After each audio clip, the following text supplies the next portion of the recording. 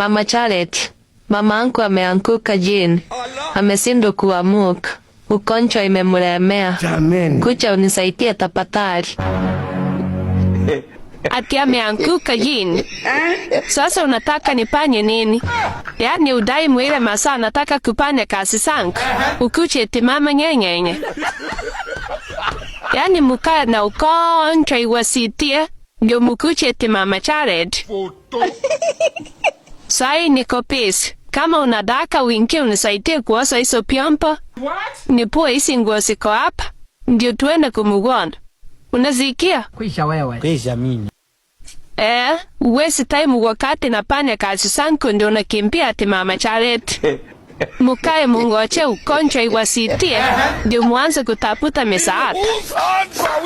Na mukumbuke saa ipanyi. Naona mutalilia kwa joo.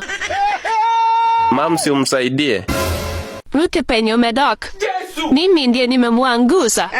Kwa mboka twende nikusaidie. Wachana na mam. Wachana na mimi, si ndio? Usirudi hapa ulale kwingine kwa mboka. Twende nikusaidie. Niko na do hata zenye nilikuwa nimeshinda case game. Tutawasaidia hata kulipa bili ya hosi. Guys, pia wewe kama uko na mgonjwa, unaweza ingia kwa hiyo link iko kwa bio yetu, click hapo ka link, ucheze games, ushughulikie mgonjwa wako. Usingojee mgonjwa azidiwe. Simbo.